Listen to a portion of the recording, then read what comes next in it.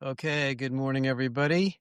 I just got back from the Middle East, and I realized that over the last 90 days, I've traveled almost 75,000 miles and talked to hundreds of companies, literally, about their HR and AI strategies. And next Tuesday, I'm doing a large webinar to talk about trends for next year. It's not our predictions report, that's still coming out later. But let me take a couple minutes and summarize what I've learned, and you can join me next week if you'd like to listen to more. So there's been a lot of different studies being done on the adoption and use and maturity of AI in business, and I think they're all a little bit different.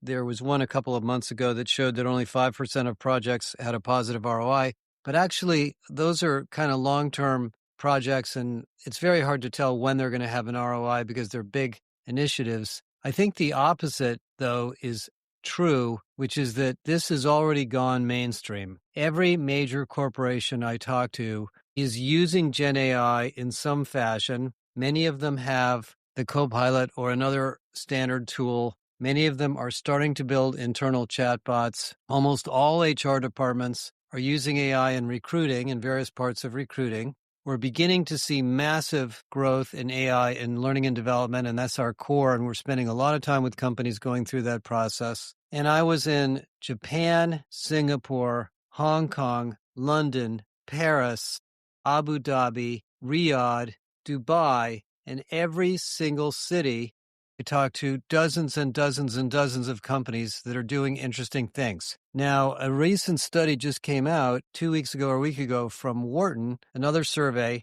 and they found that 84% of respondents, and they're mostly leaders, are using AI every week, and 45% of them are using it every day. And I think it's fair to say, with 800 million users per week on ChatGPT alone, to say nothing of the others, we're all using this on a regular basis. It is replacing our search engines. It is replacing our internal portals, and it will soon replace our learning tools, our employee experience tools, our recruiting tools, and many, many, many other things. And so if you read the article that I just published today, you can see that the major adoption that's taking place is for some of the simplest use cases of all, individual productivity. Now, you can't always measure the ROI of individual productivity, but we know it when we feel it, and people are feeling it. It's easier to summarize meetings. It's easier to get through emails. It's easier to write documents. It's easier to write performance reviews. It's easier to find things. It's easier to create things. It's easier to create graphics or videos if you're into that. All over the place, individuals in all different walks of business, walks of life, are finding productivity benefits to the Gen AI tools. And for those of you that are afraid of them, you're going to go the way of the dinosaur, to be honest, because this stuff is something you have to get used to. Now, when you look at the survey from Wharton and some of the other things that we discovered, that is not to say that this is an enterprise-wide technology. By no means, it is not. Very few companies have enterprise-wide chatbots yet. Some do. I would say it's about 10 or 15% at the most. Very few have good data management or data governance processes around these tools, because the thing that's different about Gen AI from Microsoft Office or Excel or whatever the productivity tool you liked in the past is that it is very dependent on the quality of the data. So if you're using a tool that accesses internal information, it has to be accurate, up to date, and timely, or you're going to get the wrong answers, the wrong policies, the wrong systems, and it's not going to work and you're not going to be happy. That means all of these portals, SharePoint sites, piles and piles of versions and versions of policies and documents that are floating around inside companies have to be updated, governed, managed, and kept current. There's nobody doing that in most big companies. I mean, it's done in a very haphazard way, even in small companies. So the AI gives us so much transparency inside of the company that we're going to be forced to clean up our act. Now, there's much, much more to come, which you can read about in the article I just published, because the single-use applications that 85% of people are using are really very limited in their return on investment. These are typically not customer applications. They're not multifunctional workflows. They're not autonomy. They're not that intelligent. And as you can see in our 4-stage model, which I will go through on the webinar next week, and you can read about it in the article, at stage 2 and stage 3, the return on investment of AI is many, many times higher. I mean, 5 to 10 times higher. And the analogy that I discussed in the article is a little bit like a self-driving car. The independent agent that you use for your emails is like a self-driving car that only has a steering wheel assist. It has power steering. So you're the driver, you're deciding which way to steer, and it's helping you steer, which is great. We've had power steering for a long time. Before power steering, it was actually really hard to drive a car. I remember cars that didn't have power steering. But that power steering doesn't tell you where to go. It doesn't deal with, issues or bumps in the road. It doesn't steer out of the way if there's an obstacle. Maybe it has some beeps that go off to prevent you from hitting something. But what we want to do next is not only make us productive in our own driving, our own work, but make our work more integrated to the rest of the company in what we call multifunction agents. A multifunction agent is one that takes the work that you do and the work that somebody else does and somebody else does and integrates it together into a business process. And it turns out when we survey companies, there are very few of these so far, but this is where this is going. In recruiting, in training and development, in coaching, in the employee process, we're building multifunction agent capability into Galileo so that Galileo can be, and it already is, a digital HR business partner, a digital HR consultant, a digital HR learning consultant to give you training and education and coaching and tutoring, etc. And that's where these tools will have tens of times more economic value than improving your personal productivity. Now, let's not undersell the personal productivity market. It made Microsoft a huge company. Companies like Atlassian and many, many other of these tools are fine for personal productivity. But the ROI on a personal productivity tool is a little bit hard to measure. And when you look at it, the cost of something like the MS Copilot, which is $30 per employee per month, it adds up very, very fast. And companies aren't going to spend that money if they don't see more economic value, which is why we still have very little direct revenue for these tools compared to the expense. The industries of AI, all the various configurations of AI, have invested roughly $1 trillion in infrastructure this year. That's 10 months in power plants, NVIDIA chips, data centers. It's becoming quite contentious where these data centers are going to go. When you're in the Middle East, they're very, very concerned about this because they don't have enough water. So they have particular limitations. In Asia, they have other forms of limitations. So the expense or capital allocated to these massive systems is way ahead of the revenue. And so one of the questions, that the world is asking is, when are the big ROI projects coming so that companies can spend more and more and more money on this technology? Now, interestingly enough, in the Wharton study, which is really just a survey, they concluded that 35 to 40% of the companies with large numbers of employees, I think 10,000 or more, are spending $10 million a year or more on AI. Now, that might seem like a large number, but it's really not for a very large company with a large IT budget. The IT industry for software, not the services part, is around $600 or $700 billion a year. So, let's suppose 5% of that goes into AI, maybe 10%, something like that. That will not even come close to paying back that $1 trillion of investment, especially since the $1 trillion of investment has a depreciation of maybe 2 or 3 years. You got to replace those chips every 2, 3, 4 years, maybe even more. Google thinks it's every 2 years. So there's got to be more return coming. So in the article, I talked about what's next. What's next is really two big things. Obviously, number one is getting this stuff deployed as is. And by the way, specialized agents like Galileo are becoming very, very big tools because Galileo in particular is so well trained and so safe relative to HR that you can deploy it within your AI infrastructure and trust it without having to do all the data management yourself. And I think there's going to be a lot of those trusted providers, what we call vertical solutions, that you're going to really, really love. But the next step is not only multifunctional AI, but getting these AIs to talk to each other. Now, the MCP protocols and the A2A protocols that we're playing with are interesting, but they're not quite mature. And so, a year from now, these agents will talk to each other and you won't have to have such chaos between them, but it's certainly not there yet. And I think the risk we have to sort of consider in a larger company or even in a small company is if every employee goes out and buys the marketing AIs they want, the legal AIs they want, the HR AIs they want, the recruiting AIs they want, on and on and on, go through finance, administration, supply chain, etc.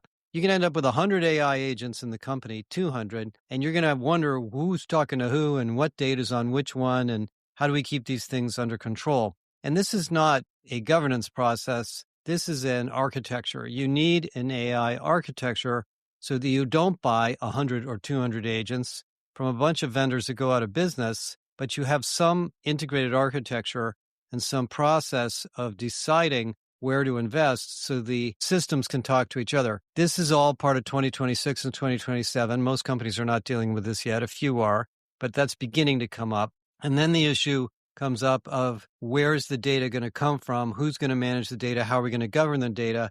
We have a really fantastic story from IBM, which is now in Galileo, about how IBM does this. And, they have 6,000 HR policies and they're managed by different people who own each one. But it took them, 5, 6, 7, 8 years to get this all in place. You're going to have the same problem in every other part of your company. But, the upside of all of this new effort is you can shut down all these portals, you can shut down all these SharePoint sites, and internal applications like knowledge management and search and productivity and employee development and recruiting and internal mobility. All these things are going to be so much better and so much easier to do. And then as an employee, when you have a project or an activity or a task, you're going to be able to find an agent or maybe use the agent you've been given to do the thing that you want. I mean, one of our clients is a healthcare company that's actually had an agent for a long time. They worked with IBM before all this AI stuff started, and they use Watson. And what they've told us over the years, we talk to them all the time, is that because everybody uses the agent inside of the company, there's no reason to build external, all sorts of portals and other systems anymore. More and more of the corporate applications are going away and getting plugged into this AI system. Now, it's a proprietary platform, so there aren't a lot of interfaces, and they have to hire IBM or work on IT integration all the time. But it's really helped them a lot because everybody can find what they need very, very quickly. Imagine how hard it is to do that today in a large company where 70% of the workers don't even have computers. It's virtually impossible. Now, a couple other things to mention, and I'll be talking about this on the webinar. The vendor market is obviously in a huge frenzy. Every single vendor claims to be an AI vendor. You've seen the acquisitions by Workday, the acquisitions by SAP, Oracle's throwing around AI everywhere they can. UKG announced a whole range of AI systems for frontline workers this week. HiBob is announcing AI. HiBob is now integrated Galileo into HiBob, so anybody using HiBob can get Galileo directly linked. And this goes on ADP. I mean, all of the big vendors are doing this. So those of you who are either running HR and IT, you're going to be facing this 3-part question of, do we build something? Do we buy something from a specialized vendor, or do we wait for our incumbents to build what we need? I'll tell you my gut feel on this, based on my experience doing this for so long, is don't wait, because the big vendors will probably take time before their systems are fully competitive with the newer vendors. And then the intermediate sized vendors that you do business with, look for specialized solution providers who really know their domain. The reason that I think Workday acquired this company Paradox is that Paradox wasn't a generic AI tool for recruiting. It was a very, very highly tuned specialized system for high volume and frontline worker recruiting, which is a big market. They didn't try to do everything, and that made them extremely good, just like we're not trying to do everything with Galileo. So I think you want to put your energies there and find some really best of breed solutions, and then wait for the bigger vendors to build more or more interfaces, because most of the bigger vendors won't build everything. They can't. They don't have enough resources. So they're more likely to partner with or connect to the niche providers. But on the first category of building your own stuff, that's a big opportunity that we did not have in the past. I don't think very many of you ever went out and built your own payroll system or built your own CRMs. But with AI, you can build a lot of your own productivity apps pretty doggone easily. And so consider the role of the builder part of this as you're looking for multifunctional applications. Now, one of the things I'm going to talk about in the webinar on Tuesday, and we'll be talking about a lot next year, is we've been talking to so many companies about this. We were just meeting with several airlines over in the Middle East this week, and a lot of manufacturers in Japan and others. is that you really don't have to figure this all out yourself. We're going to help you, at least from our standpoint, with a blueprint on how these agents should be considered as clusters of functionality, so you don't end up with 100 things. And of course, there will be vendors that will build more integrated, cross-functional, multifunctional agents over time.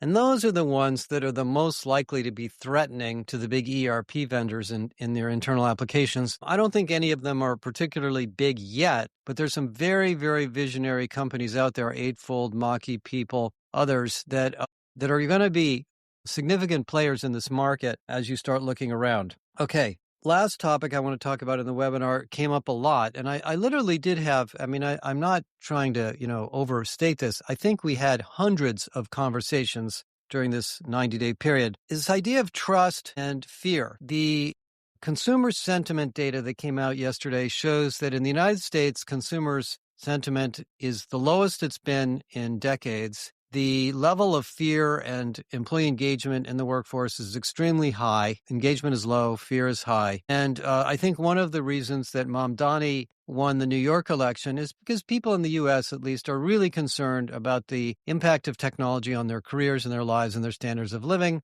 And, this isn't true in the Middle East. It isn't true in every country. But if you go around the world, you hear a lot of this. And many, many of the questions I got, particularly in Europe, were about trust. Is the AI going to ruin our careers? Is it going to make us dumber? Will we ever be able to hire candidates correctly when all the candidates are, basically cheating on the tests and sending us fake resumes, etc.? So a couple of things here. Number one, AI is not a human being. These AI tools, if you read the article I wrote about the BBC finding that 45% of ChatGPT searches are incorrect, AI doesn't know anything. It's a bunch of statistical vector calculus that is manipulating tokens. It doesn't even know what a word is. It's simply intelligently recollecting and arranging tokens to respond to your requests. Now, there's a lot of interesting math that will be added to AI as we get into more of what's called world models. But the large language models don't even really understand a number. They really only understand a token. So if you ask a large language model to do a math equation, it will write it out in English. It's the strangest thing because it doesn't really have mathematical capabilities. So if you think these AIs are going to be super intelligent and they're going to ruin your lives, they might ruin our lives for a whole bunch of other reasons. They're not that intelligent. So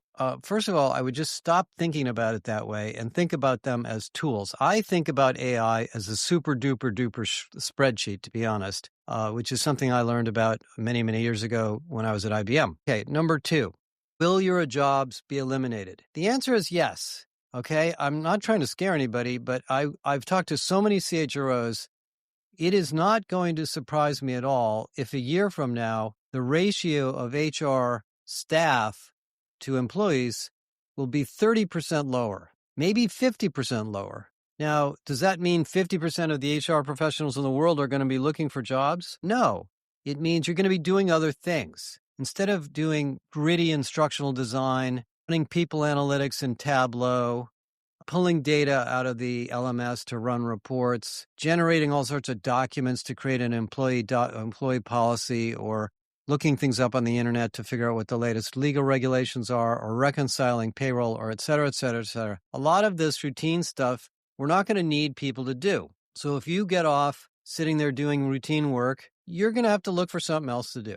Now, I think most of you, and I think 99.9% of you, probably would like to do higher value things. You'd like to be more involved with customers, with clients, with candidates, with managers. You'd like to do job design. You'd like to do more strategic performance consulting. You'd like to look at more interesting data problems. You're going to have the opportunity to do that.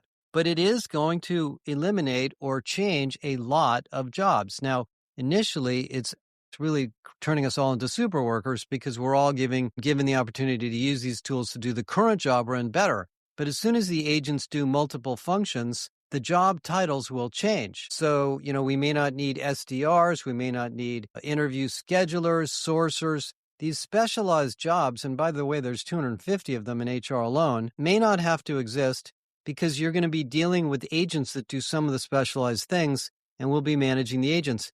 There'll be new jobs created in data management, in analytics of these systems. We're going to get much more data about our employees. We'll know much more real time what's going on out there. We'll have much, much better data analytics. And so I would suggest that rather than worrying about AI as ruining your job, talk to your manager.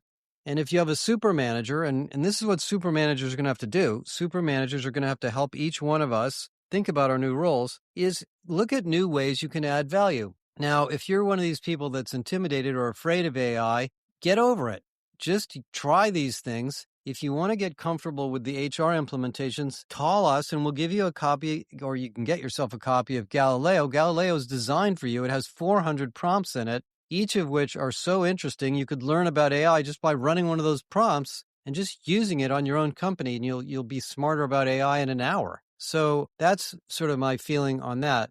Now, as opposed to, these issues of AI making us less intelligent, taking over some of the tasks that we used to do, this gets back to these issues of cheating in college or school. I had a number of conversations while I was out traveling with people that said, my kids are going to be using AI to write their papers, so they're not going to know how to write. They're not going to know how to do research. They're not going to understand anything. Well, you can't stop the technology from appearing. It's going to be here. We can't stop it.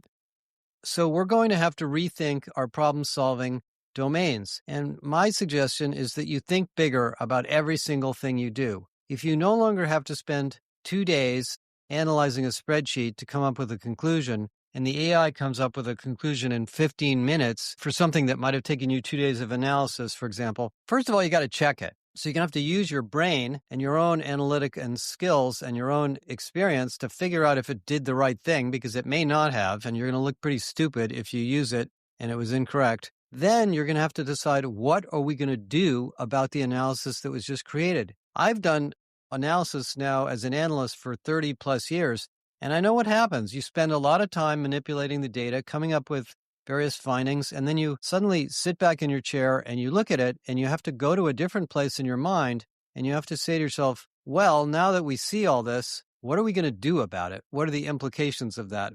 And that more complex thinking, which I call sort of business thinking, is going to be more and more a part of your job.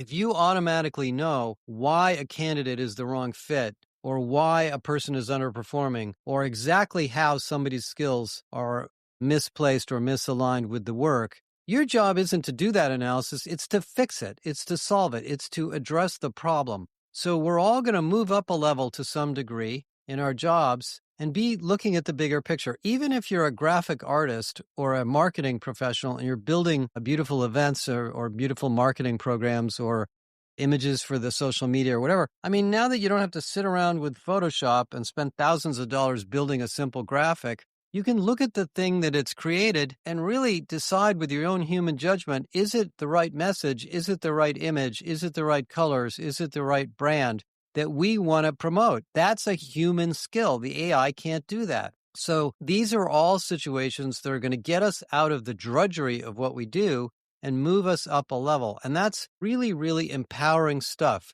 Now, if you're a frontline worker and you're dealing with customers, or you're in the hospital and you're a nurse, or whatever your job may be, you get to work at the top of your license. The concept top of license comes from the healthcare industry, where people who are trained nurses or trained physicians don't want to be sitting around moving furniture or writing stuff into forms. They want to be working with patients. If you're a truck driver, you don't want to spend a lot of time filling out forms and dealing with safety issues in the truck. You want to be driving, if you like driving.